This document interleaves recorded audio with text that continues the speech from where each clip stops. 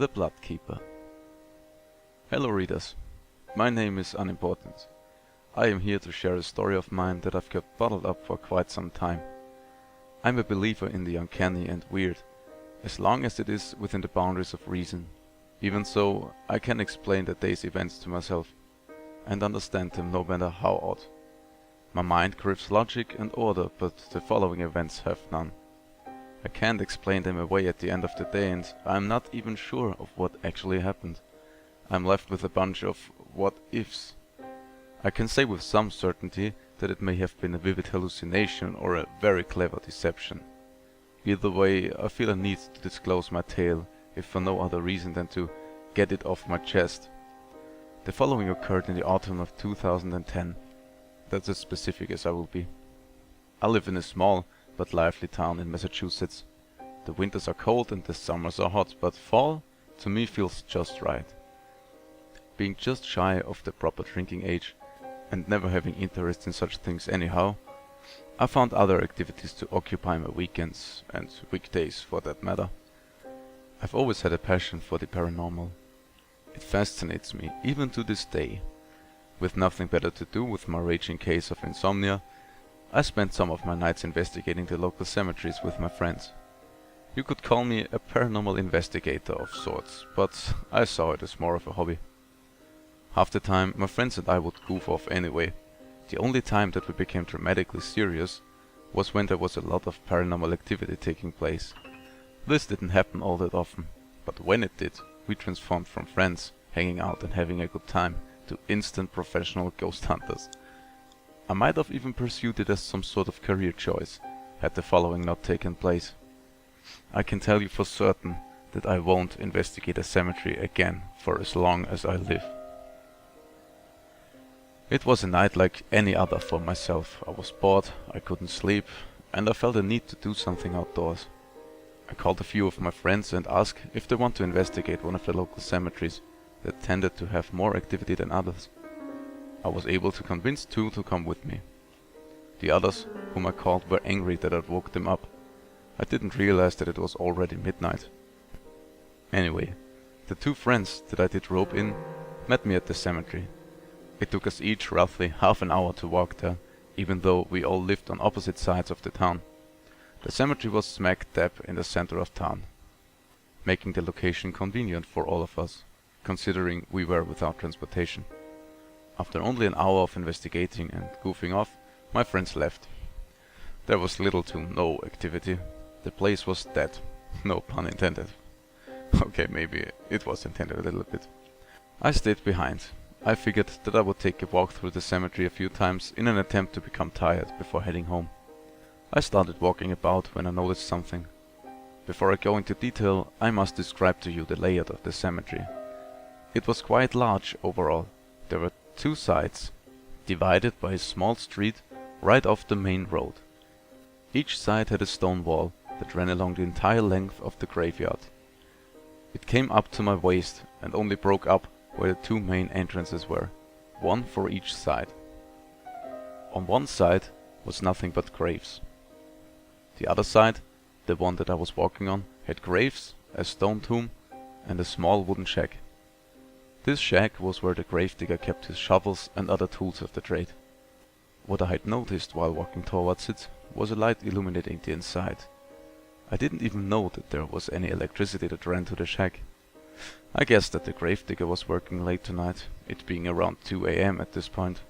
I looked around, and I could make out a freshly made 6-foot deep hole near the shack, big enough for a coffin. This was nothing odd to me. This graveyard was a popular one, with at least 5 new headstones added each month. Every time the cemetery became full, some town workers would cut down some trees and extend it. The only thing that struck me as strange was the hour. I had only seen the gravedigger work during the day. After all, a huge gaping hole in the ground is a dangerous thing to come across in the middle of the night. This was enough to arouse my curiosity, so I decided to see what the old man was up to. I crept over quietly, making my way to a cracked window located on the side of the shack. This way I could hear what was going on inside. I knew about the window because I was the one who cracked it, a year previous on one of my investigations. My friends and I were throwing rocks up in the air trying to repeat the results of an urban legend that was passed around town. It was our town's equivalent to Bloody Mary. It was said that if you throw rocks straight up in the air and stand completely still, you could hear the screams of a woman by the name of Amelia before the rocks hit the ground.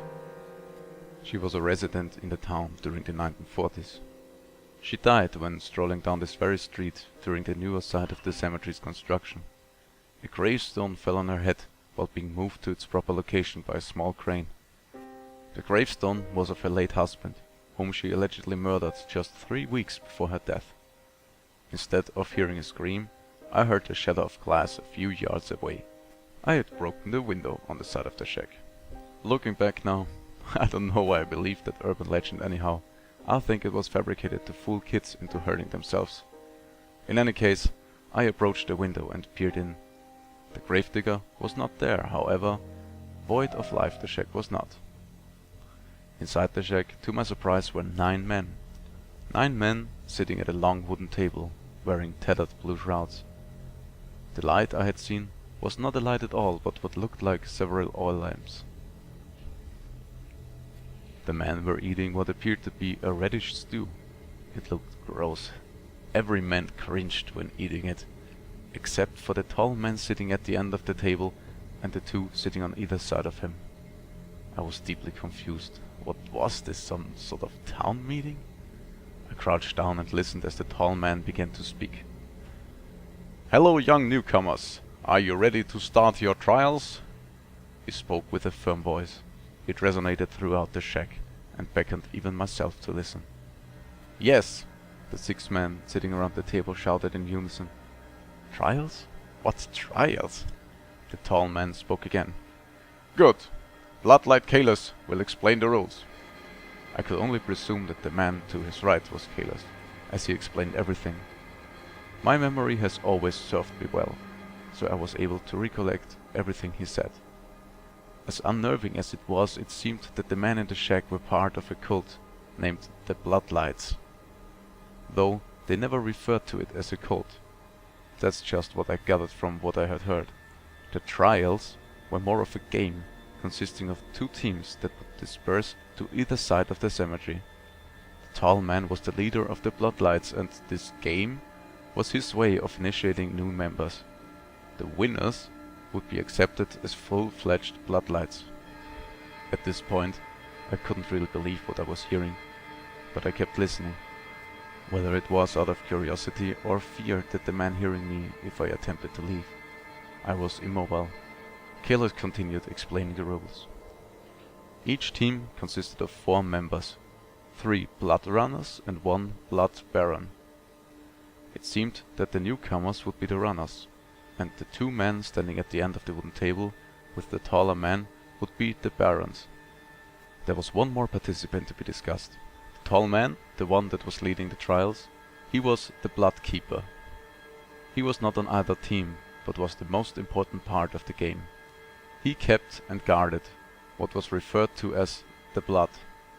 I thought maybe this referred to the red amulet that hung from the tall man's neck, because with every mention of the word blood, he'd firmly clasp the amulet between his fingers and close his eyes, almost as if partaking in a silent prayer. The job of the runners was to retrieve the blood from the blood keeper. The barons acted as coaches that would strategize with the runners. It actually sounded like a fun game that I would partake in myself. So far, everything seemed simple, until the blood keeper spoke again. "With every wound there is blood. With every drop of blood there is light. Without death there can be no light." I had no idea what any of what he said meant, but it was captivating, in a morbid kind of way. The blood keeper stepped over to a tall cupboard at the back of the shack that I hadn't noticed before. He opened it. Inside was a young woman, bound and gagged, with eyes wide open, futilely attempting to scream for help. My heart sank. This was far beyond your normal run-of-the-mill cult ritual. I needed to find help, but what if they hurt me? I was frozen with fear and I could not take my eyes away. The blood keeper spoke again. Repeat after me. The light of blood can only be seen in death. The recruits chanted. The light of blood can only be seen in death. Just then, the Bloodkeeper took a large red dagger from out of his cloak and grabbed the woman. All I could think was that this couldn't really be happening, could it? He pierced the knife deep into her gut. The others repeated. The light of blood can only be seen in death. The Bloodkeeper stabbed her again. The light of blood can only be seen in death. I could see the life leaving the woman's face, as she tried to yell once more with such an ashen, broken expression. The Bloodkeeper thrusted the knife deeper into the woman's stomach. The light of blood can only be seen in death. Right before she lost consciousness, she turned and looked directly at me. She looked indescribably hurt, both physically and mentally, as tears began to soak her face. At that moment, I can't even explain to you how knotted my stomach was. I immediately threw up right next to the shack. Luckily, no one hurt me. The Bloodkeeper made one final blow into the already dead girl's neck. The others uttered one last time. The light of blood can only be seen in death. If I had anything left in my stomach to vomit, I would have done so again. What scared me the most was the conviction with which he stabbed her. I could see in his face. It was almost as if there was reason behind each wound he dealt, or at least to him there was. I stood there, paralyzed with fear, watched the killer get up and reach into a brown satchel that he was wearing over his shoulder. He pulled out 3 empty vials. He then continued to fill the vials with the blood that was dripping from his dagger, and now realized that the blood in the game was not his amulet, but indeed actual human blood. The Bloodkeeper finished explaining the rules to the newcomers. There are 3 vials. This gives at most 3 of you the opportunity to be accepted as bloodlights. I noticed Kayla's laugh under his breath, as if 3 being accepted was unheard of. If you see a runner from the opposite team, what do you do? The newcomers answered together. Kill! If you see a civilian, what do you do? They answered once more. Kill! I dry heaved for a solid 20 seconds, trying not to vomit. If I wasn't in danger before, I now was. I should have never come here. God, if you even exist, please get me the hell away from here, I thought to myself. The Bloodkeeper spoke one last time. You must stop at nothing to attain one of these vials. All others will be sacrificed. Your thirst for blood must be as strong as your will to live. Just then, the 9 men walked towards the shack door to leave and begin the games. I ran as fast as I could for the wooded part of the cemetery, and hid behind the largest tree I could find. I did not want to wind up like that girl in there. I thought to myself as I caught my breath, pull yourself together. You just need to find a good opportunity to escape without being noticed. It shouldn't take much. I gathered my nerves and peeked out from behind the tree. Standing right there, not 10 feet away, were 3 of the runners and Kayla's facing me. I darted my head back behind the tree. Did they notice me? I peeked again, and noticed that their eyes were shut, and they were standing eerily still. They must have to do this before the game starts, to let the Bloodkeeper hide himself from their immediate view. I was lucky. Maybe this was my chance to make a run for it. I spoke, well, I thought, too soon. I heard Kayla shout, "Let the trials begin!" My heart was racing faster than you could even imagine. My fate was in the hands of the game now. I could see Kayla's and the 3 blood runners in the reflection of a small puddle near my hiding tree. It had rained the previous night. They seemed to be strategizing. My heart was pounding out my chest, so much that I was actually afraid they might hear it. I stood there behind my tree, becoming exponentially nervous with each and every beat. I listened to their nearly inaudible whispers as the men conspired. Then, when I couldn't take another second of torture, silence cut through the brisk night air, much like the bloodkeeper's dagger through that poor woman's neck. It sent the coldest chill down my spine.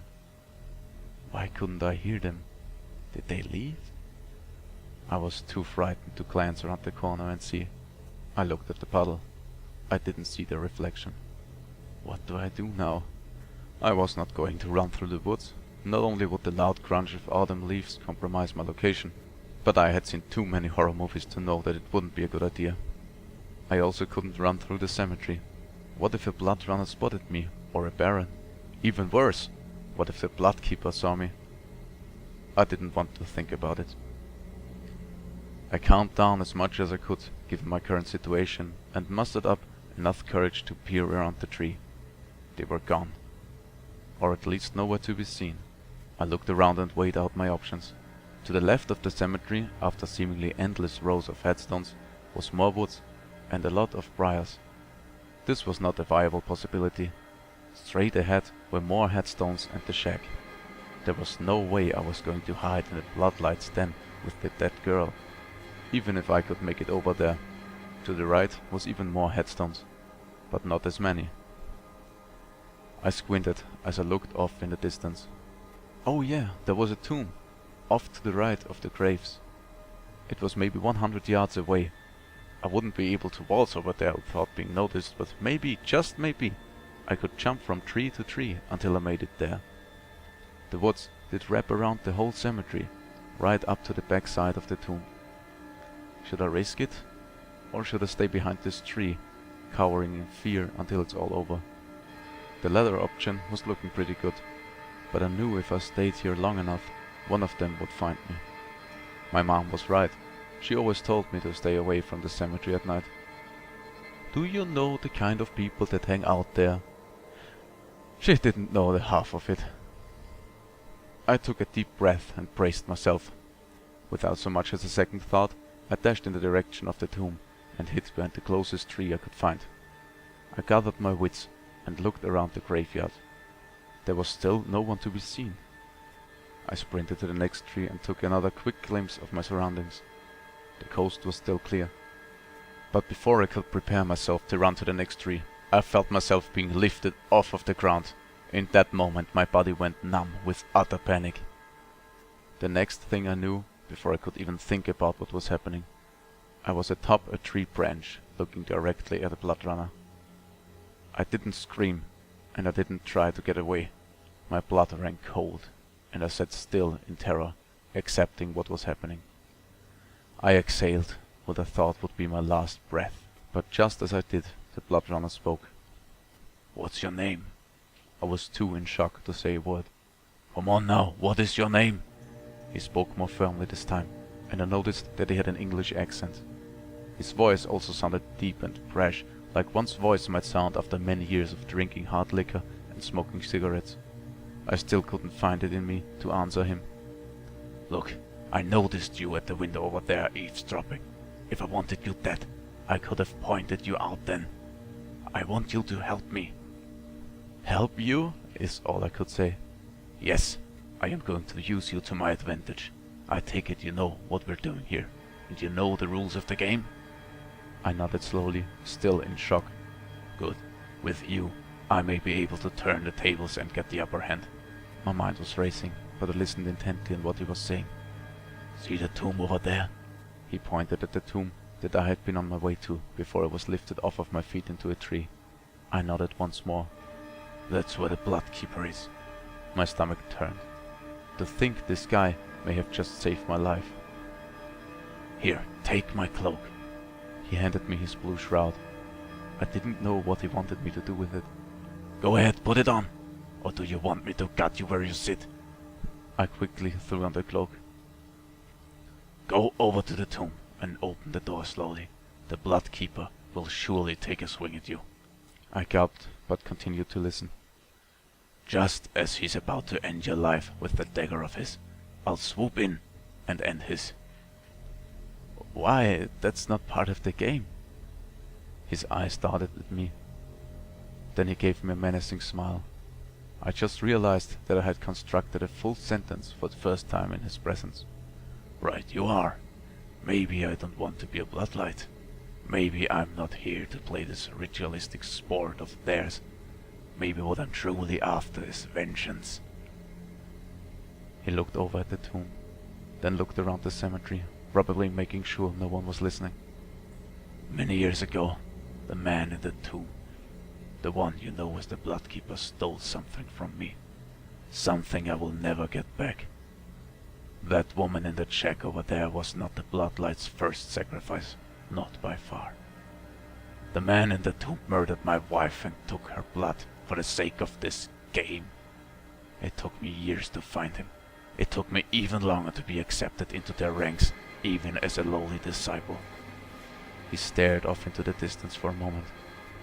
I could see the pain in his eyes. But tonight is the night. The Bloodkeeper must die in his own game and spill blood like so many of his victims before him. Even though his actions were admirable, I still wanted no part in any of this. My life was still in danger. If you so much as take one step in the opposite direction and deviate from the plan, I will come over and kill you myself. Now get going. It seems I had no choice in the matter. His motives were blinding him from any sort of moral logic. Just like in the shack, when he stood by and watched the Bloodkeeper kill that poor girl. He of all people should have made an effort to stop him. But no. The only thing on his mind was revenge. And now I was tangled in an even larger mess than I was before. I did as I was told. I used the same method that I did before, jumping from tree to tree, only now I didn't bother being stealthy. The blue shroud protected my identity, and I had a feeling I might die tonight anyhow. What a waste of a life. I made it to the side of the tomb. I stood there, with my back to the cold, aged stone. My heart began racing again. I was about to come face to face with the Bloodkeeper, a cold-hearted monster. I crept along the side of the tomb, until I could finally see the front of it. I took a quick glance and noticed that the tomb door was shut. I could see the blood runner I'd met, waiting behind one of the trees near the tomb. I didn't hear him move even once, so it was hard for my mind to wrap itself around the idea of him getting from the tree branch we sat on to just a few yards away from me. His cowardness was impressive. He just might be able to pull this off. My newfound confidence in the runner in no way lessened my fear of the Bloodkeeper. I crouched over the tomb door and stared at it. I guess it was now or never. I reached for the old rusted handle, slowly, so as not to tip off the Bloodkeeper that I was there. I also may have been stalling just a bit. After all, I was opening the door to what very well could be my death.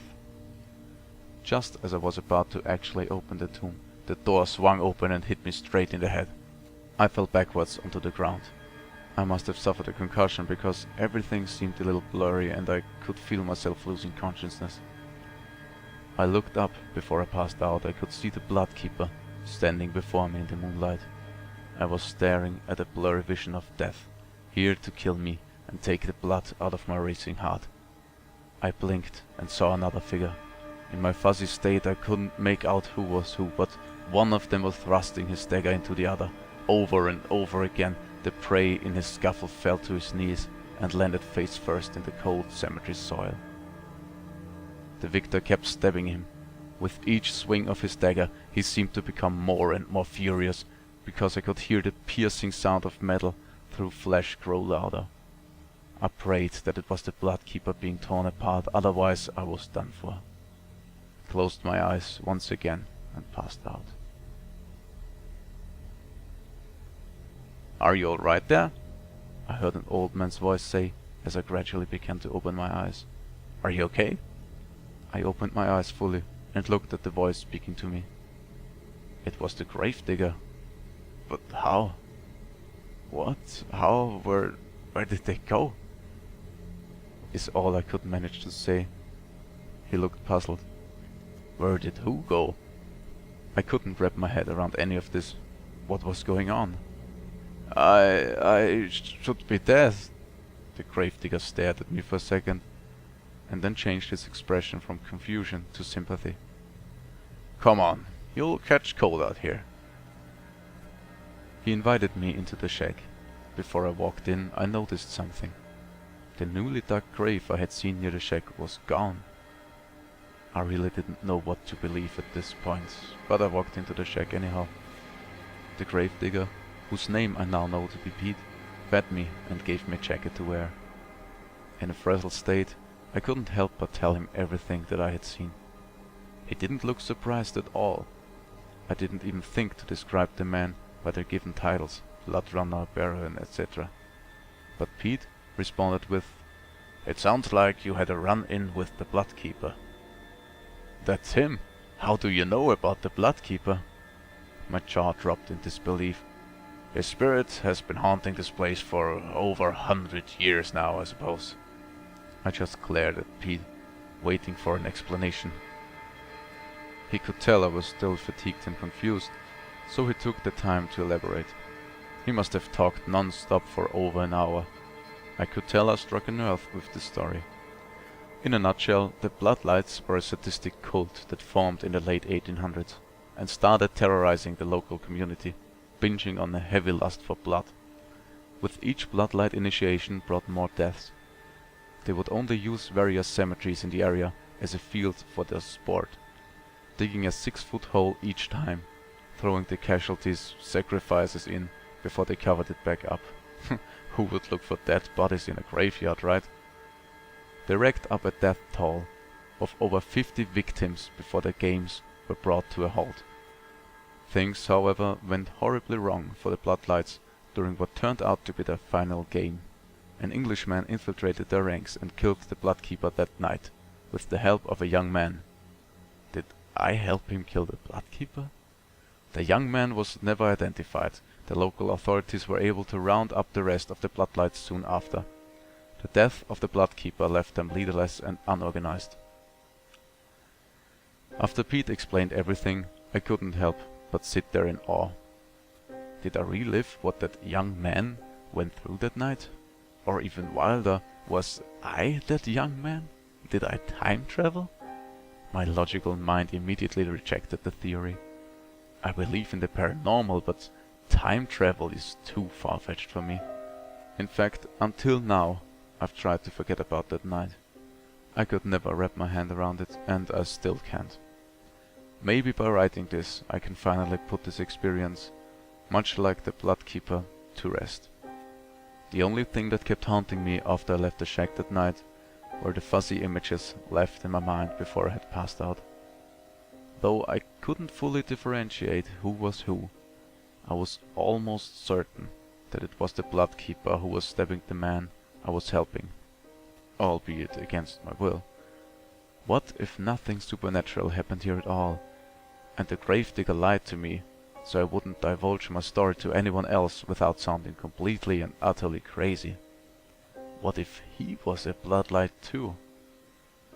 I also could have sworn I saw a shovel on the ground right where the 6-foot deep hole used to be.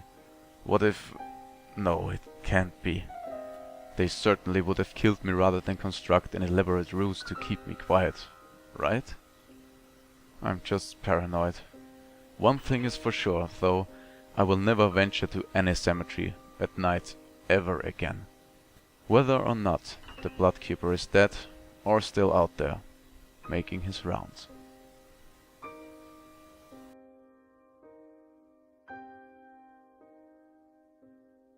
Thanks for listening. Don't forget to like, comment and subscribe for more. If you want your story to be read, just send an email to actionalpacca@gmail.com. Info in the description below. Until next time, sleep tight and watch your back.